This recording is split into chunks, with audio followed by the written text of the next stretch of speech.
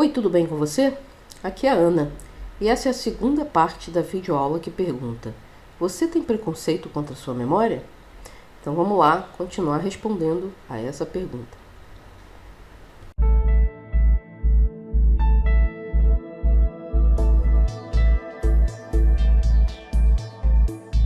Antes de entrar nas técnicas propriamente ditas, vamos dar uma passadinha para ver como a neurociência enxerga a memória. Na verdade, a memória ela existe no cérebro como uma sequência de conexões entre os neurônios.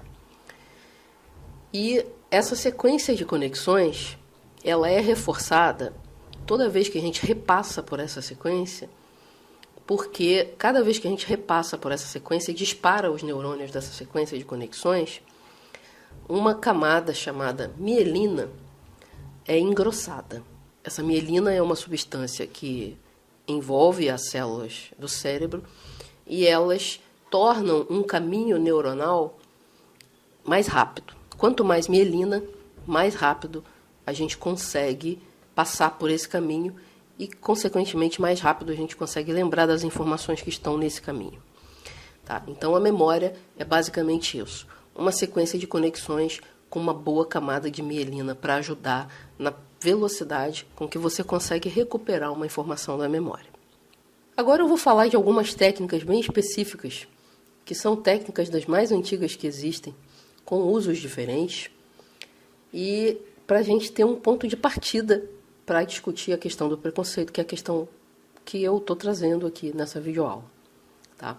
Antes de falar dessas técnicas, então eu vou falar de qual é a base primordial de todas elas.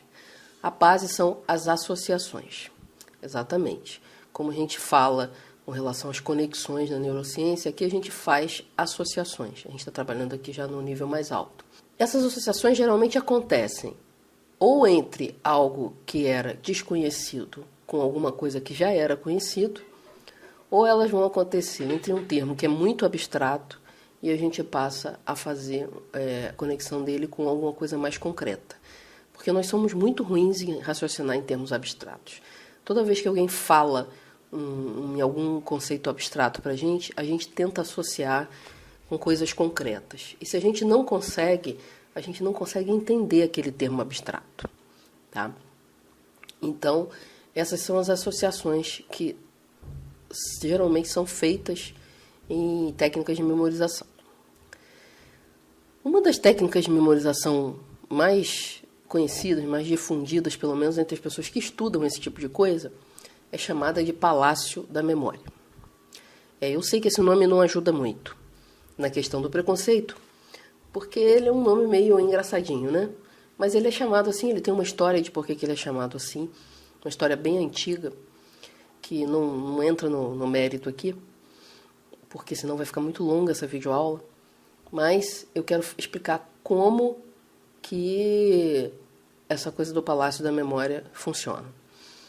Na verdade, ela funciona numa associação, usando associações entre os conceitos que você quer memorizar e alguns lugares de um cenário imaginário ou não. Tá? Muito comum, por exemplo, para quem gosta de dar apresentações sem anotações. Sem slide, sem PowerPoint, sem nada. Às vezes você gosta, às vezes você precisa fazer isso. E como é que você memoriza, então, a sequência da sua apresentação? Você pode usar um palácio da memória. O palácio, nesse caso, é a sua casa, né, ou um lugar que você conheça bem, e você passa por esse caminho mentalmente, memorizando lugares específicos. Então, você memoriza a porta de entrada, depois você memoriza um tapete que tem no chão, depois que você sai desse tapete você vai para a sala, aí você olha para um determinado móvel. Então é mais ou menos assim que começa o palácio da memória. Depois que você tem esse caminho bem marcado na sua cabeça, aí você começa a associar os conceitos que você quer falar na sua apresentação com lugares específicos. Então, você pode ver alguma coisa na porta, depois você ver alguma coisa naquele tapete quando você abriu a porta. Então você vai montando uma historinha que tem uma sequência que é naturalmente induzida pelo lugar que você está caminhando na sua cabeça. Isso parece uma brincadeira, mas é extremamente eficiente. E se você fizer um palácio da memória, você vai ver que você vai demorar para esquecer o que você fez. Uma dica aqui é que as coisas que você coloca, elas têm que ser colocadas de uma forma meio espetacular. Você pode partir por ridículo, você pode partir por engraçado, você pode partir por nojento, qualquer coisa que te ajude a lembrar melhor, tá? Porque essas coisas que chamam muito a atenção, elas ajudam muito na memorização. Tá? Uma outra técnica que é uma variação do palácio da memória, mas sem precisar de um lugar específico, é o encadeamento, em que você vai associando vários conceitos numa determinada sequência, só que você associa um conceito ao outro, né? Então você começa com então você só precisa de um gatilho, que é o gatilho que vai te levar ao primeiro conceito. Depois desse gatilho, você usa esse conceito em associação com o próximo, e faz uma associação maluca também, engraçada, nojenta, qualquer coisa. E com isso você vai memorizando a sequência daqueles conceitos. Isso é muito utilizado para você memorizar listas.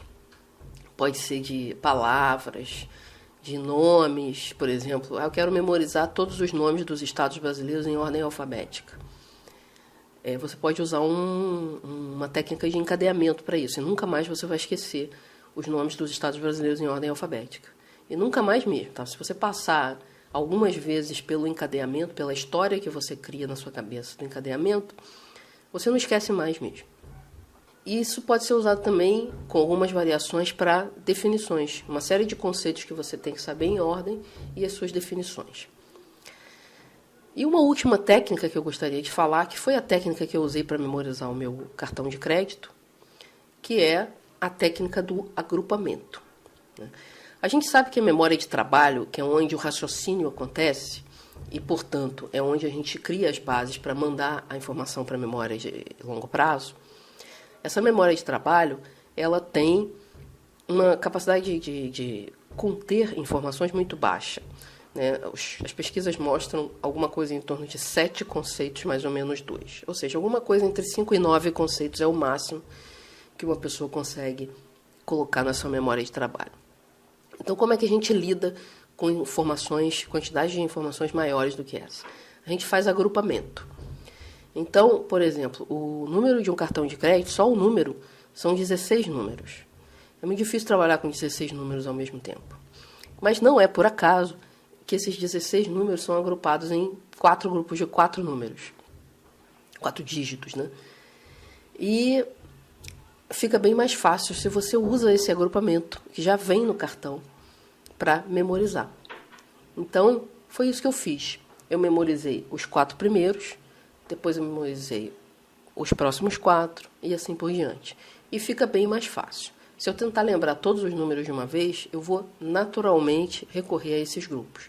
Então, para quem está vendo do lado de fora, como foi o caso da moça lá que estava me atendendo, eu sei os 16 números do cartão, mais os números da data de validade, mais os números do código que vem atrás.